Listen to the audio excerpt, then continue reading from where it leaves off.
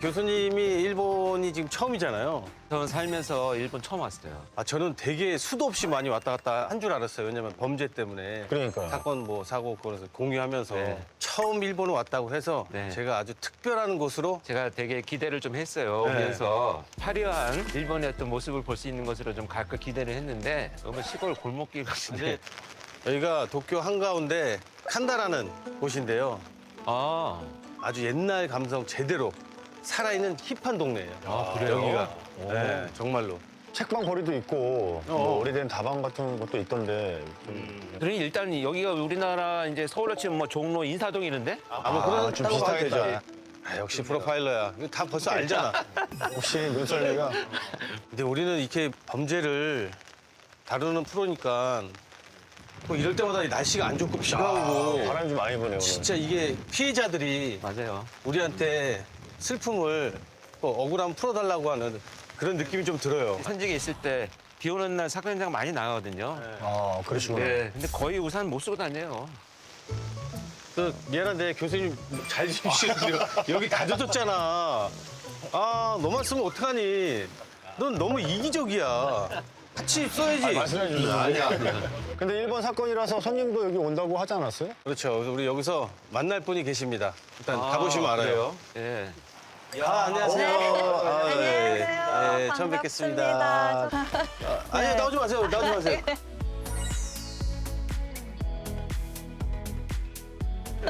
이렇게 대화하는 것도 괜찮아요. 아, 그래요? 이렇게 네, 거의 좀- 비 맞으면 안 되니까. 본의 아니게 거리 두겠네. 네, 근데 진짜 여기서 만나자고 하셔서 저 깜짝 놀랐어요. 여기 완전 유명한 곳이잖아요. 그러니까요. 네, 여기가 일본에서 제일 오래된 이자카야거든요. 네, 1905년에 생겨가지고 120년 지났거든요. 엄청 오래됐네. 네. 제가 좋은 곳으로 모신다 했잖아요. 잘 찾았다, 형. 너무 좋아요, 저거죠. 너무 좋아요. 최근에 한 일 중에 제일 잘했다.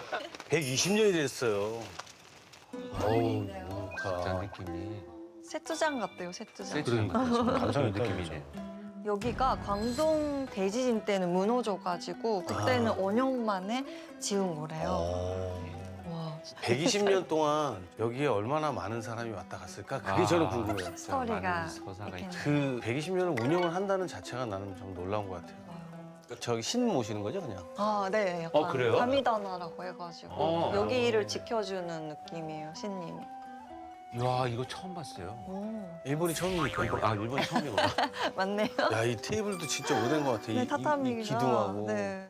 형수다가 일본까지 와서 네. 민나 씨를 이렇게 만날 줄 몰랐어요. 안정환 씨랑 김남일 씨는 일본에서도 축구 엄청 잘하시는 미남 선수인 걸 알고 있어가지고 저희가 활동할 때는 굉장히 어렸을 것 같은데. 어리긴 했죠. 네. 아니, 근데 저도 인정은 해요. 정말 축구로서는 뭐 진짜 월드스타인데 두 분이. 아이, 무슨 미남 이런 건 아니잖아.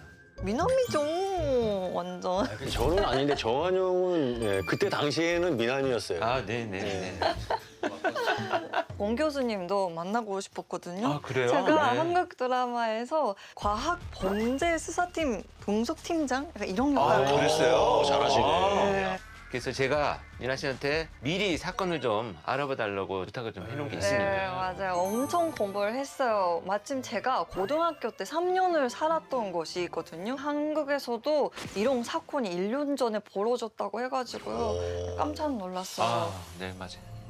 일본에서는 가장 최근에 사형 집행이 당한 범인이거든요.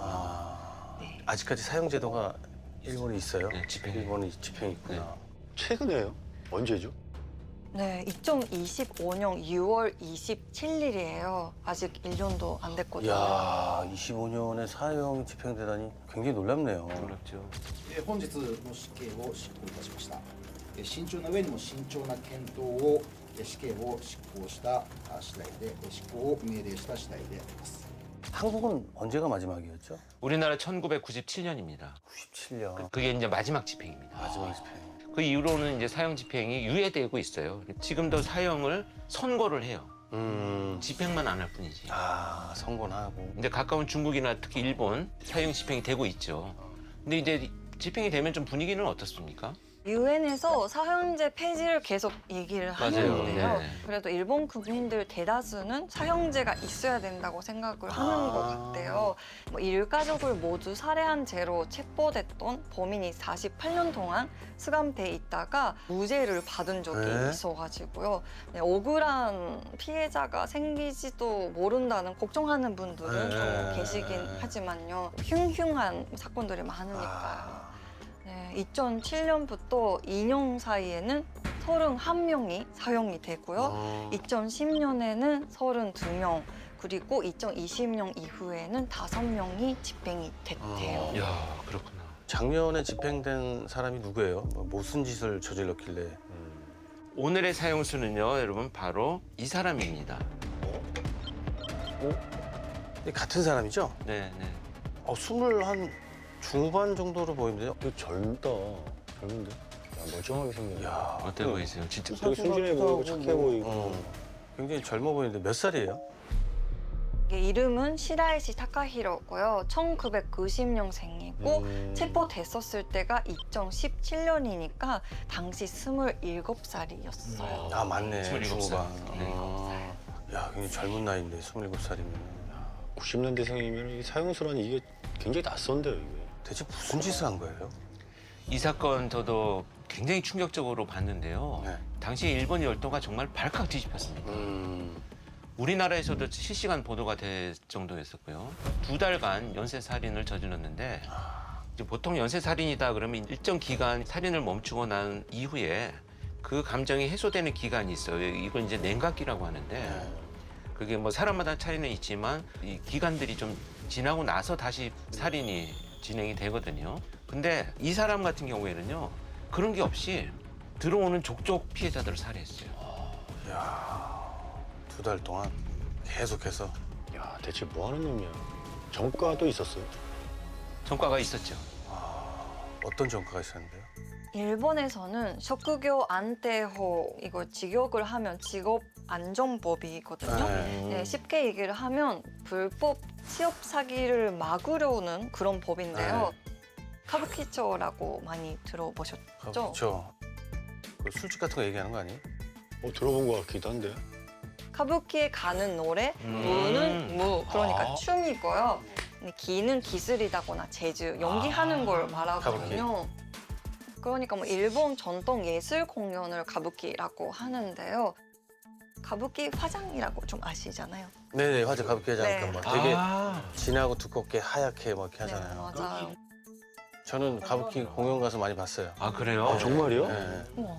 이게 신기하니까 일본에 처음 왔을 때 이건 신기하긴 도대체 가부키가 뭐지? 그래서 막 본 적이 있어요. 일본 사람으로서도 신기한 공연이긴 네. 한데 초는 고리, 뭐 돈내를 뜻하고요.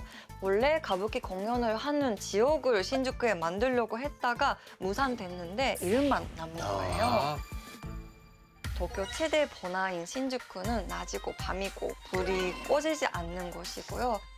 그 카부키초에서 이 사형수인 시라이 씨가 일을 했대요. 그러면은 지금 미나 씨 얘기대로는 거기서 불법으로 취업 사기를 했다는 거예요? 네. 길거리에서 여성들한테 일해보지 않겠냐 이렇게 접근을 해가지고 또는 트위터에 글을 올려요. 네. 단시간에 돈을 버는 일이 있다. 유인을 해서 DM이 오거나 전화 통화를 하게 되면 업소를 연결해주는 일을 1년 정도 했다고 합니다. 근데 불법 성매매를 하는 업소라는 것을 알면서도 여성들을 소개시켜주고 취업을 시켜가지고 그 문제로 체포가 돼요. 그래서 일자리를 소개해주면 하루 일당의 15%를 받았다고 합니다. 그래서 거의 4천만 원에 가까운 383만 엔을 세 차례에 걸쳐서 받았다고 하거든요. 결국 불법으로 이 받은 돈까지 다 이제 걸려가지고 징역 1년 2개월에 또 집행유예 3년을 받았어요. 그게 2017년 5월입니다. 그런 데를 소개시켜주고 또 돈도 챙기고 그런 벌을 받아야죠. 근데 2017년에 체포됐다고 하지 않았나요? 그러면 그러고 바로 연쇄살인을 저질렀다고요? 야, 설마 유영철처럼 유흥업소 다니는 여성을 노린 건가? 야, 어떻게 밝혀진 거야, 이거? 신고가 들어온 곳은 도쿄의 하치오지였어요. 하치오지? 하치오지가 어디냐면 도쿄를 중심으로 북서쪽에 있는 동네거든요. 자, 쉽게 설명을 드리면 한국으로 치면 은평구 정도로 보면 될 것 같아요. 정구. 근데 거기서 무슨 신고가 들어온 건데요? 2017년 10월 24일 화요일이었습니다. 네. 우리나라 112처럼 일본에는 110, 110번 신고 전화가 있는데 거기로 실종 신고가 들어옵니다. 그래서 어떤 남성이 자신의 여동생이 사라졌는데 아무래도 이상한 사람한테 끌려간 것 같다. 이제 이런 신고가 들어온 거죠. 이 여동생이 전날, 그러니까 23일 날 아침에 트위터로 어떤 사람이랑 이상한 대화를 나누다가 그냥 사라졌다는 거예요. 아까 그 살인범이 트위터로 취준생들을 노린다고 했잖아요. 아, 그렇죠. 그러니까 소개만 한 게 아니고 납치까지 한 건가요? 그게 아니었습니다. 그 트위터에 올려놓은 캐릭터를 한번 보여드리겠습니다. 만화 캐릭터 같은데? 그러니까 일본어로 뭐라고 적힌 거죠? 이게 쿠비츠리시라고 쓰여 있어요. 쿠비츠리시가 무슨 말이냐면 구비가 목이고 네. 추리가 매달다. 네, 마지막 글자는 C는 뭐뭐 하는 사람, 그러니까 뭐 직업이다거나 뭘 하는 사람인지를 말할 때 보통 쓰는데요. 이 아이디 계정에 영어로 써놓는 것도 뭐 행잉 프로? 이게 목에 걸다라는 거잖아요. 프로잖아요. 매다는 프로? 무슨 전문가라도 되는 건가? 그것도 목을 그냥. 그 밑에는 뭐라고 적혀 있냐면요.首吊りの知識を広めたい。本当に辛い方の力になりたい。お気軽に DM에連絡ください. 연락해달라고. 목을 매는 걸 알려주고 싶어. 정말로 우울하고 힘든 사람들에게 힘이 되고 싶어. 부담 없이 DM로 연락 줘. 이게 무슨 힘이 돼준다는 거야 이게? 그러고 보니까는 그 목에 그 빨간 줄이 이제 그어져 있거든요. 아, 이 손목도 빨가네 여기. 눈 알도 동자도 빨개요. 맞아. 진짜네. 자극적이다 되게. 이러고 보니까 이 오빠 입장에서는 상당히 의심스럽죠. 아, 그렇죠. 여동생이 신고 20일 전에 나눴던 대화도 있어요. 네, うまくいきそうですか? 잘 될 것 같나요? 仕事が忙しくてあれから何も用意も調べもできていないです. 일이 바빠서 그 이후 아무것도 준비도 조사도 못 하고 있어요. 그렇군요. 트위터를 보고 있으면 너무 힘들어 보이는데요. 혹시 정말로 죽어도 된다면 제가 보내드릴까요? 제가 보내드릴까요? 送るって何をですか? 보낸다니 뭘요? 아, 分かりづらくてすみません. 지낼用意をしましょうか? 이해하기 어려웠죠? 죽을 수 있는 준비를 해드릴까요? 이게 뭐야 이런 대화를 20일 전에 했다고? 야, 오빠가 이거 봤으면 진짜 기절. 놀라지 할 일인데, 이거는 진짜. 당연히 맞아요. 걱정하지. 엄청 놀랬겠는데. 네. 근데 여동생이 조현병을 앓고 있었다고 했어요. 어렸을 때 부모님이 이혼을 하고 어머니랑 남매 이렇게 셋이서 살았는데요. 여동생이 중3 때부터 학교를 거의 안 나갔대요. 예, 고등학교도 들어가자마자 준퇴하고 성인이 된 2014년에 병원에서 진단을 받았다고 했어요. 이때가 23살이었는데요. 4개월 전에 어머님이 돌아가시면서 일본에 그룹홈이라고 있거든요. 복지센터에서 관리를 해주는 건데 거기에 살면서 치료랑 상담을 받았대요. 야, 23살밖에 안 됐네. 그러니까 어머니가 돌아가시고는 굉장히 충격을 받은 것 같은 그런 것 같아요. 그 치료 때문에 그 혼자 있었나 보네요. 그렇죠. 그런데 이제 얼마나 걱정이 됐으면 거의 매일 이제 이 오빠가 전화를 했다는데 전날인 23일 밤에 연락이 없더래요. 그래서 오빠는 적응을 좀 했나 이런 생각도 들었는데 센터 담당자한테 신고 당일날 아침에 전화를 받은 거예요. 아무래도 방이 없는 것 같다. 이런 전화를 받은 거죠. 그래서 이제 담당자한테 그러면 방에 들어가 봐 달라. 근데 동생은 없고요. 편지가 있더래요. 편지. 근데 거기에 오빠 미안해 라고 되어 있고 그래서 너무 놀란 이 오빠가 트위터까지 막 동생 걸 찾아보니까 이런 내용이 있어서 신고를 하게 된 겁니다. 그러니까 오빠 미안해 딱 그 한마디만 있었던 거예요? 네. 그럼 일단 이 남자를 빨리 찾아야겠네요. 그렇죠. 네. 그래서 경찰이 일단 동네의 CCTV부터 찾아 나섭니다. 그리고 이 오빠는요, 동생이랑 대화를 나눈 이 계정을 샅샅이 뒤져요. 트위터는 이게 누군가한테 말을 걸거나 대화를 하면요, 대화가 남아 있어요. 그래서 이제 오빠는 그 이상한 계정이 대화를 걸었던 사람들한테 따로 메시지를 보내요. 여동생이 사라졌는데 제발 찾게 도와달라. 그랬더니 그중에 어떤 여성한테서 연락이 오는 거예요. 마음에 걸리는 게 있다. 아, 뭐가요? 이게 자기가 우울해서 트위터에 글을 한번 올렸는데 네. 그 계정으로 누군가 말을 걸더라는 거예요. 그러다가 최근에 실제 만나기까지 했는데 20대 중후반으로 보이는 남자가 얼마 전에 자기도 극단적인 선택을 했다가 실패를 했다. 그래 당신 도와줄 테니 같이 한번 해보지 않겠냐 이런 제안을 하더래요. 그러니까 너무 이제 꺼림칙하잖아요. 네. 근데 뭔가 너무 수상한데요. 수상하죠. 되게 네. 수상해 보이는데. 근데 그 남자가 굉장히 다정했대요. 뭐 만나자마자 밥은 먹었냐 이런 뭐 따뜻한 말을 하면서 식당에 가자고 한 거예요.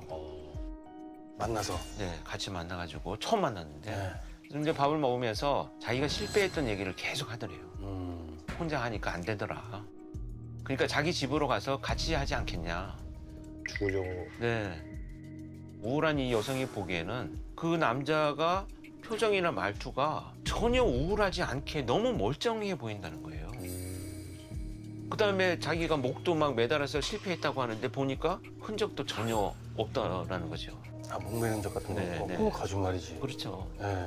야, 다정하다니. 가면도 쓰고. 그러면은 여동생도 그런 식으로 얘기해서 유인했을 수도 있겠는데요.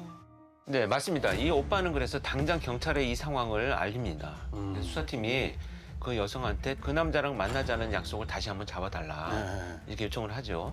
근데 신고가 들어온 지 딱 6일째인 10월 30일 저녁에 약속한 시간 그 장소 주변에 경찰들이 잠복을 하고 기다리고 있습니다.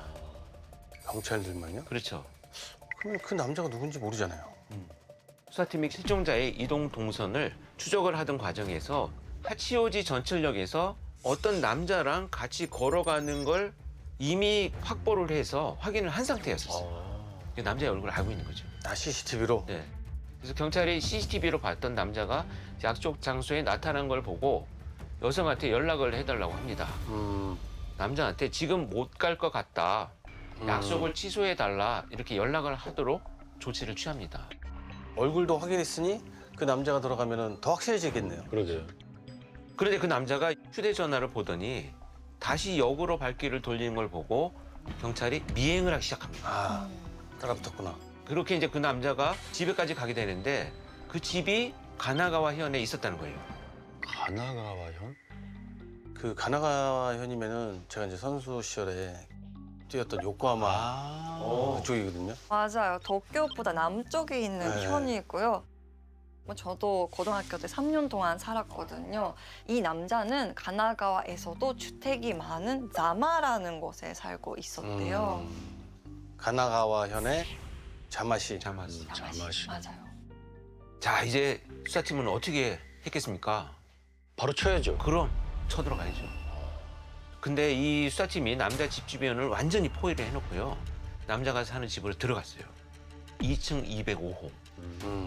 근데 무슨 일인지 계단을 올라가면서 이미 형사들한테 익숙한 냄새가 풍겨나기 시작합니다. 익숙한 냄새면은 이거 시신부패 냄새 그런 것 같은데요. 벌써? 6일밖에 안 됐는데? 그러니까 이상하잖아요. 그러네요. 일단 수사팀은 바싹 긴장한 상태에서 택배 기사인 척하면서 벨을 눌러요. 근데 문이 열리고 남자가 나왔는데 이 제복을 입고 있는 경찰관이 있었는데도 네. 놀라진 않더래요. 정말요? 그 실종자의 이름을 대면서 아는 사람이냐라고 물었더니 알고 있다는 거예요. 이틀인가 3일 전에 자기 집에 왔다가 그냥 바로 돌아갔다 이렇게 얘기를 합니다. 야, 무슨 돌아가긴 어딜 가. 지금 냄새가 나고 있는데. 수사팀은요 남자의 말에 속지 않고 집으로 밀고 들어갑니다. 그냥? 근데 눈에 이런 게 보였어요. 뭐가 보이는데요? 뭔데요? 당시 집 내부의 사진입니다. 뭐지? 박스도 있고 이거 뭐? 설마 내가 생각하는 거?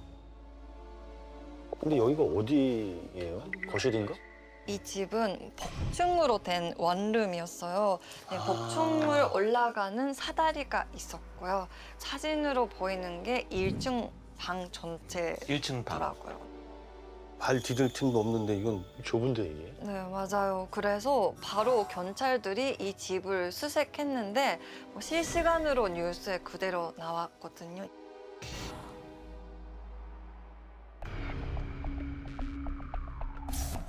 야 저기 바리케이트 치고 이제 다 지키고 있네. 이 집인가 네, 봐요. 네. 맞아요. 헬기까지 뛰었어. 아, 사람들 기자들 모여 있는 거. 그냥 빼곡히 주택가가 쫙. 저 이제 과학수사 요원들이고 저 가림막을 치는 거예요, 이제.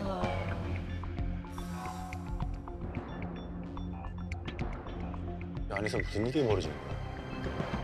자, 이 사진에 아이스박스가 2개였잖아요. 현관 입구에 하나가 더 있었어요. 그럼 세 개예요 총? 네, 네. 근데 복층으로 올라가는 사다리 두 번째 칸에 밧줄이 매달려 있었고요. 여성의 것으로 보이는 신발들도 보였어요. 신발들도. 그리고 이제 바닥에는 모래 같은 게 자글자글 이렇게 밟혔다고 하고요. 사다리에 밧줄. 와 진짜 거기서 무슨 짓을 한 거야 도대체. 신발 신고 방에 들어갔을 리는 없을 거야. 그렇죠. 아이스박스가 여러 개 있다는 게 너무 불안합니다. 그렇죠. 이 수사팀은 그래서 남자한테 물어요. 실종자가 어디에 있는지 솔직하게 말해라. 그랬더니 이 남자가 현관에 있는 아이스박스를 손으로 가리쳐요. 뭐가 있다는 거예요? 그래서 이 현관에 있는 아이스박스를 경찰들이 열었는데 모래가 가득 차 있더래요. 네. 근데 그 모래를 살살 팠더니 사람의 두개골이 2개나 들어있었더라고요. 그 아이스박스에서요? 네. 근데 문제는 뭡니까? 이 집에 아이스박스가 3개예요. 플라스틱 박스는 5개.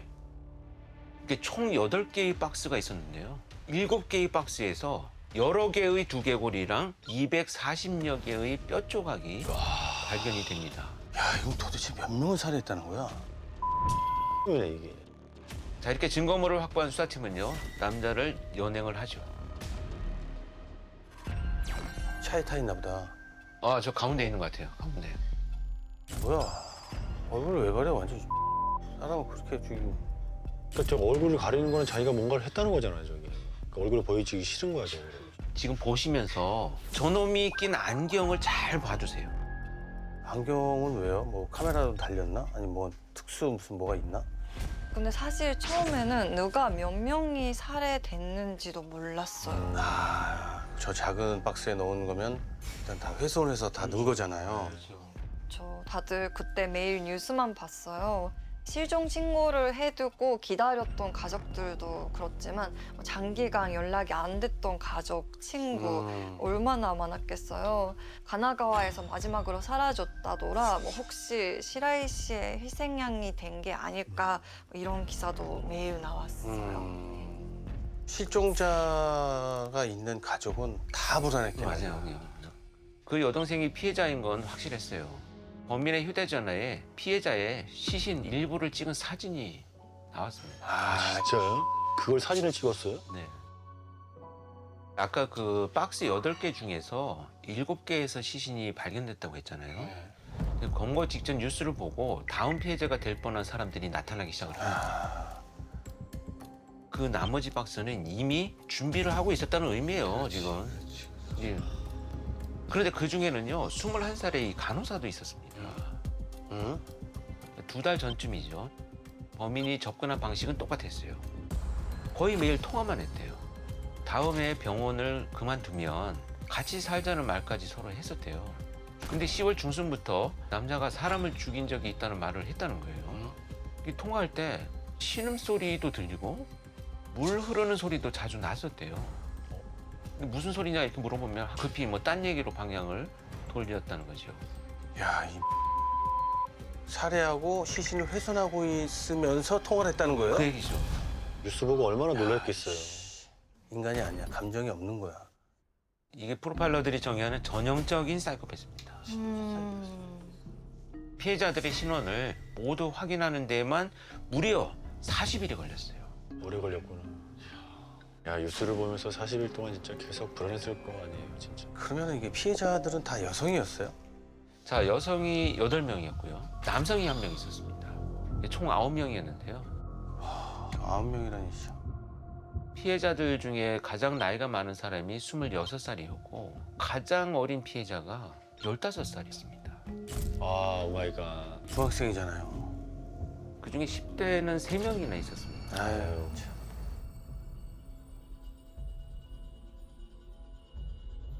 20대 피해 여성들도 이 대부분 학창 시절이나 그 어린 시기에 사회 적응을 하는데 좀 힘들었던 분들이었다고 합니다. 대체 어떻게 한 거예요? 그 첫 살이는 검거하기까지 2달이 조금 안 돼요. 8월 22일이었습니다. 그 피해자는 같은 가나가와에 살고 있는 21살 여성이었습니다. 정말 기가 막힌 건요. 이 피해자를 처음 만난 게 범행 9일 전인 13일인데 그때 범인은 아버지하고 살고 있었습니다. 범행 현장인 아파트에서 2.5km밖에 떨어지지 않은 곳에 있었어요. 그 살인한 집이 그 여성 집이었나요? 거의 그런 거랑 마찬가지입니다. 이제 첫 번째 피해자의 돈으로 아파트를 구한 거니까요. 이게 다 무슨 소리야? 만난 지 9일 만에 살했다면서요? 피해자가 범인을 실제로 만난 게 9일 전이고요. 여성이 비슷한 고민을 하고 있는 친구랑 나왔대요. 그래서 셋이 만나게 된 거죠. 구체적으로 어떤 방법으로 실행을 할지 막 얘기를 하다 보니까 여성의 친구가 나는 안 하고 싶다 이렇게 얘기를 한 거예요. 얘기는 잘 안 됐지만 그냥 헤어지긴 아쉬우니 공원에서 술을 마시고 헤어졌다는데 그 후로요. 범인이 이 여성한테 따로 접근을 합니다. 친구 때문에 엎어졌으니 그 여성한테만. 언제든 뭐 다시 생각나면 와라 내가 도와주겠다. 그러면서 같이 살아보지 않겠냐. 집을 구하자고 했던 거예요. 이 범인이. 9일 사이에? 아니요. 6일 만이었습니다. 이 부동산에 실제 여성하고 같이 간 게 19일이에요. 근데 같이 살 집을 못 구할 상황이었답니다. 그렇죠. 그게 뭐 집이 뚝딱하고 금방 생긴 것도 아니고. 네, 여긴 더 복잡해요. 한국처럼 정세 그런 시스템이 거의 네. 없고요. 매달 월세를 내거든요. 그래서 보증해줄 사람이 있어야 돼요. 부동산에서 어디까지 확인하냐면 통장에 돈이 얼마나 들어있는지까지 주 심사를 하는데요. 보통 1, 2주가 걸리고요. 그 목돈을 내는 게 아니니까 보증이 중요하겠네요. 그런데 이 범인은요. 당시에 소위 백수였습니다. 그래서 이 여성한테 51만 엔을 빌려서 자기 통장에 넣어놓고 집을 계약을 하는 거예요. 부동산에서 첫 달 월세는 서비스로 안 내도 되니까 심사 끝나면 입주할 수 있도록 해주겠다고 했는데 서비스도 필요 없다고 하면서 바로 들어가겠다고 해서요. 네, 3일 후죠. 22일 날 그 아파트에 들어갔대요. 아파트에 들어가자마자 그날 살해를 합니다. 바로. 두 번째 범행은 6일 만에 저지르고요. 세 번째는 그 다음 날. 그것도 첫 번째 피해자를 만났을 때 같이 나왔던 그 친구. 20살의 남성이었어요. 아, 일주일 만에 3명을. 범인은 애초에 범행 장소가 필요했던 것 같아요. 첫 번째 범행을 저지르기 3주 전에 자주 들어갔던 이 커뮤니티에 글을 올립니다. 50kg의 고기가 생겼는데 어떻게 하면 좋을까? 50kg. 이미 시신을 어떻게 처리할지 알아봤다는 거네요. 그렇죠. 아, 그러니까 첫 번째 피해자 만나기 전에 이미 살인을 생각한 거죠. 그렇죠. 와. 바로 그겁니다. 이 댓글 중에 누군가가 냉동해라 이런 말에 이미 냉장고가 가득 찼다 뭐 이런 말도 했대요. 야, 씨. 그렇다면 화학약품을 한번 써봐라 이런 제안도 하니까 뭐 냄새가 나지 않겠냐 이런 대화들이 발견이 됩니다. 네, 그러니까 댓글 달던 사람들도 범죄 냄새가 난다. 농담이겠지만 진짜로 경찰 조사 받게 되는 거 아니냐고 써놨어요. 그래서 입주 전부터 톱이랑 범행 도구도 다 준비를 해놓고요. 수시로 범행에 관련해서 검색한 것들도 다 나왔습니다. 이 첫 번째 살인인데 욕조에 물을 받아놓고요. 냄새가 날까봐 입욕제를 풀어놨대요. 그래서 이제 거기서 피를 빼고 살점을 다 도려내고요. 이 시신 부패 냄새를 막기 위해서 고양이 화장실용 모래를 사기도 했답니다. 처음에 경찰이 갔을 때 바닥에 밟히던 모래가 고양이 모래였군요. 그렇죠. 그 정도면은 그 아파트 주민들은 몰랐을까요? 205호 그 집만 지나가면 하수구 냄새 같은 게 났다고 네, 주민들도 말했대요. 체포 2주 전에는 어떤 주민이 아파트 복도 청소를 하고 있었는데 남자가 문을 열고 무슨 일이냐면 화를 내기도 했다고 해요. 항상 창문은 꼭 닫혀 있었고 환풍기만 뭐 매번 돌아가고 있었대요. 근데 왜 시신을 계속 그 집에다 둔 거예요? 이 범인이요, 면허는 있었는데 소위 장롱면허였어요. 이동을 할 수 있는 방법이 없었다는 거죠. 살점이나 장기들은 쓰레기 봉투에 담아서 아파트 쓰레기장에도 뭐 자전거를 타고 아무데나 돌아다니면서 계속 유기를 하고 다녔다고 합니다. 야, 이 9명의 사람 목숨을 아무렇지도 않게 여겼다는 게 너무 화가 나네. 그러니까 뭐 다 괴로운 사람들이었던 거잖아요. 다들 이것 때문에 일본이 대충격에 빠져요. 가장 나이가 많았던 피해자는 어린 자녀가 있었는데요. 남편이랑 2번이나 이혼을 했는데 아이가 장애를 갖고 있었나 봐요. 네, 이런 근데 이혼한 전 남편이 생각지도 못한 얘기를 꺼낸 거예요. 뭔가 다른 게 있었네. 맞아요. 범행한 날 저녁 7시쯤에 전 남편이랑 연락을 했어요. 그날 만나기로 했었다고 하고요. SNS로 전처가 작별이란 말을 꺼내자마자 전화를 해서 4분 55초 동안 통화를 했습니다. 근데 전처가 자신이 죽으면 슬플 것 같냐라고 하는 질문을 하는데 뭐 당연히 슬프다라고 이렇게 얘기를 하니까 고맙다고 얘기를 한 거죠. 전 남편은 아이와 2주에 한 번 정도 만나기로 약속까지 되어 있었다고 하고요. 뭐야, 근데 그런 선택을 했다고 설마. 그러려고 한 게 아닐 수도 있겠는데. 살고 싶었던 거네. 그러게요. 아유. 충격이다 이건 진짜. 이 법정에서 범인은 또 이렇게 말을 합니다. 실제로 누군가 죽으려고 한 사람은 없었다. 사는 게 다들 버거운 건 맞았지만 그건 이제 순간의 감정이었던 거죠. 아니 근데 그럼 왜 살해를 한 거야? 근데 이 범인은요, 처음에는 그냥 돈 때문이었다. 돈? 희모가 될 생각이었다. 희모요? 희모가 뭐죠? 아이러니하게도 희모는 끈이라는 뜻이거든요. 돈 있는 여성들한테 어떻게든 매달려서 사는 걸 희모라고 불러요. 이거 빨대 꽂는 거 아니야 이거? 그러니까 세상 등질 사람들한테 가진 재산 뭐 다 뺏으려고 하는 속셈이잖아요. 그렇게 제일 먼저 접근한 게 사실 첫 번째 피해자가 아니었습니다. 이 32살의 마사지사였는데요. 실제로 만나니까 여성이 돈을 잘 벌었대요. 뭐 호텔비까지도 이 여성이 다 내니까 이 여성이랑은 범인이 검거될 때까지 계속 사귀었습니다. 방금 얘기한 희모죠. 돈줄이었던 거죠. 아, 돈줄. 그러네, 끈이었네.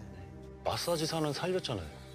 범인의 주장은 그래요. 이게 첫 번째 여성 직업이 없었다. 계속 돈이 나오지 않을 테고요. 아파트 구하는데 받은 돈도 돌려달라고 할 것 같아서 그냥 죽였다, 살해했다. 아니 근데 이 말이 안 되는 게 10대도 있었잖아요. 그렇지, 그건 돈 때문이 아니라는 거잖아요. 6번째 피해자, 후쿠시마에 살고 있었던 17살 여고생이었는데요. 만나자마자 밥은 먹었냐고 하면서 식사를 하자고 해놓고 막상 가서는 돈이 없다고 했대요. 이 덮밥도 얻어먹고 편의점에서 간식도 심지어 택시비까지 여고생이 돈을 냅니다. 이 여고생이 이자카야에서 아르바이트를 하는 걸 알고요. 아까 범인이 쓰고 있던 안경 네. 보셨죠? 그것도 이 여고생한테 뺏은 돈으로 샀다는 거예요. 아이씨. 완전 개털이? 아니 여고생한테 무슨 뭐. 씨. 범행 전에 이 여고생한테 매달 10,000엔 정도만 당길까? 이런 생각도 했다고 합니다. 야, 저 쌍욕 박살 내버리죠. 근데 더 우리가 참 이 사건에 분노할 부분은 여성들을 살해하기 전에 범인이 몹쓸 짓을 합니다. 이 여고생은요, 범인 집에 들어가자마자 다시 돌아가려고 했대요. 예. 근데 약을 먹여요. 그리고 깨기 전에 의식이 없는 이 여고생한테 끔찍한 일을 저지르게 됩니다. 아씨. 그때부터 범인은 범행 목적이 돈에서 이 비정상적인 성폭행으로 바뀌었다. 미친 사이코패스 이거. 진짜 가장 세상에 추악한 짓은 다 했네. 근데 검사가요, 그때 그만둘 생각은 하지 않았냐. 안타까우니까 그런 질문을 한 것 같아요. 네. 오히려 6번째 살인부터는 그만둘 생각이 없어졌대요. 오히려? 네, 그때부터는 뭐 돈이 있는지 없는지부터 먼저 떠보기 시작을 했고요. 지금까지 범인이 뭐 주장했던 돈, 희모 다 그냥 거짓이네. 거짓말인 거죠. 그러니까 마음이 약해진 사람들만 골라서 노렸다는 게 그렇지. 진짜 더 열받네 진짜. 맞아요. 그러면서 이제 나도 같은 처지라고 하면서 그건 사실이었어요. 그게 뉴스 인터뷰를 보니까 본가 주변에 사는 주민들은 평범한 과정으로 기억하고 있었어요. 아버지가 항상 밝은 얼굴로 인사를 먼저 하던 사람이었다고 했고요. 어머니랑 여동생도 있었는데 뭐 범인이 고등학교 때 이미 이혼을 했었다고 알려져 있어요. 이유는 알려진 건 없고요. 그렇다고 범인이 그것 때문에 극단적인 선택을 했을 것 같지는 않은데 핑계겠죠? 그렇죠. 자기가 학교 다닐 때 위원회 활동도 하고 야구부, 육상부, 유도부에도 들어갔다면서 엄청 뭐 발전적이었고 이상할 게 전혀 없는 평범한 학생이었다고 주장을 했대요. 1년도 안 돼서 다 그만뒀어요. 네, 사실 뭐 범인을 제대로 기억하는 사람은 없었어요. 같은 학교를 졸업한 사람들은 단체 사진에서 범인을 본 적이 없다고 했어요. 멀쩡했다고 지금 주장하는 거잖아요. 그렇죠. 멀쩡하던 사람이 자기가 돌아가지고 갑자기 연쇄살인 사기를 저지른 했다. 거다. 이건 뭐 아. 이게 심신미약이나 뭐 이런 걸 주장하지 않겠냐 이런 얘기죠. 그러니까 사형이 집행됐다고 했잖아요.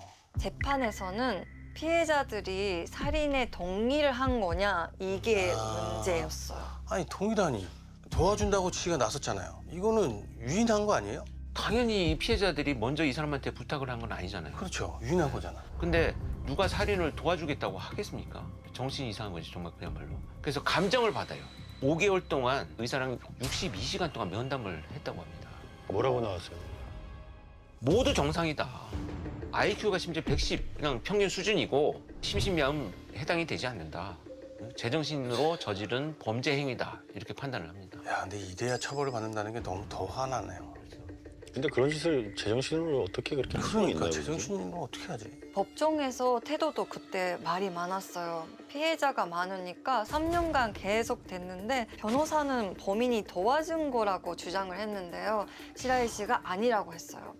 변호사 질문엔 대답도 안 하고 검사가 한 질문에만 대답을 했고요.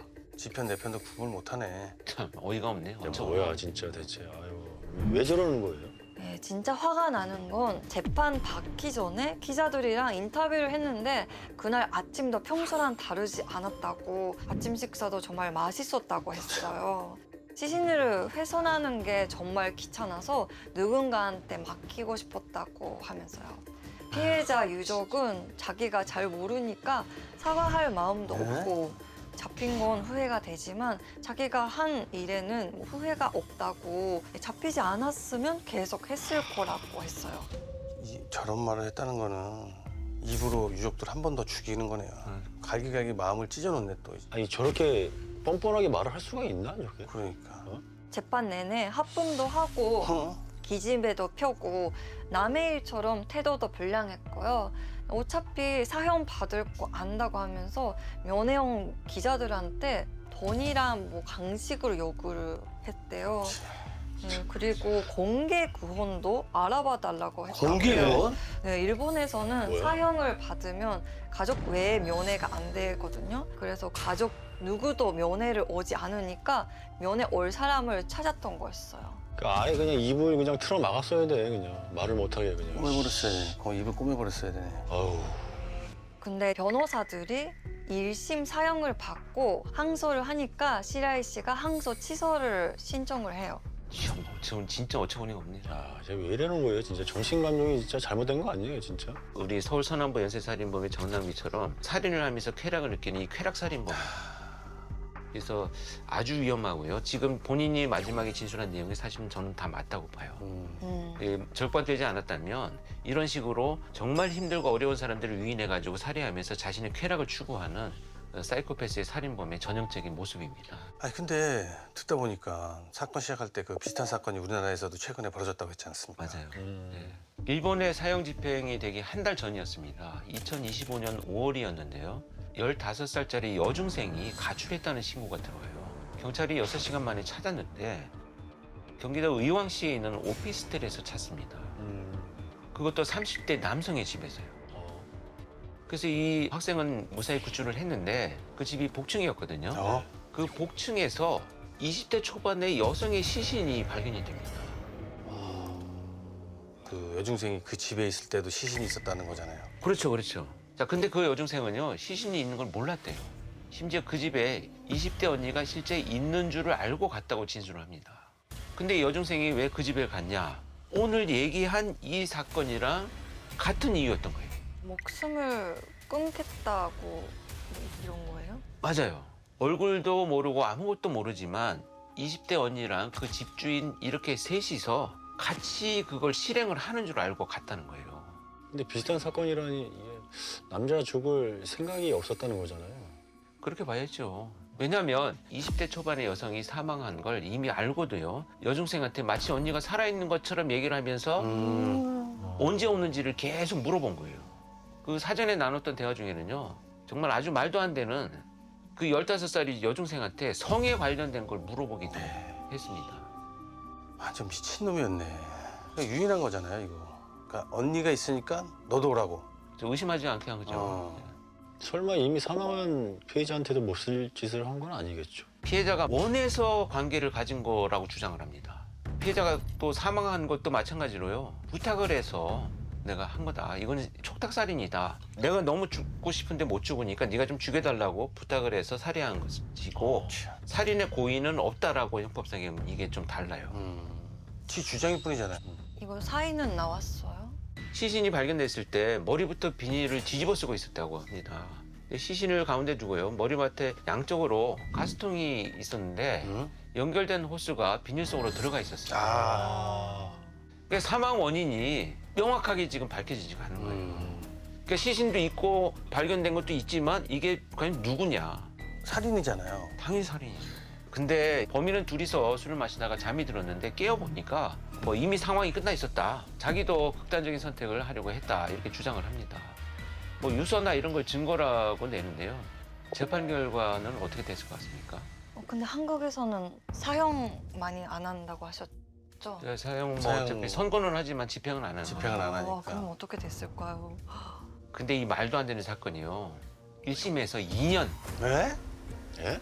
2심에서 4년을 받습니다. 이게 말이 돼요? 잘못 알고 네. 계신 거 아니에요? 왜요? 더 지금 우리가 분노할 건 이놈이 이게 너무 뭐 억울하다고 상고를 해요.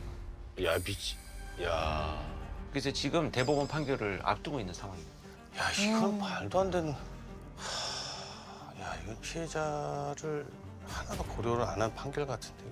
이건 뭐 촉탁했다라고 해서 이 고의는 없으니 처벌을 다르게 했다라고 지금 인정을 하는 거예요. 바꿔야 되는 거 아니에요, 법을 이거는? 이건 바꿔야 되죠. 여기는 사건 한 번 터지면 가해자와 관련된 건 싹 다 무너져요.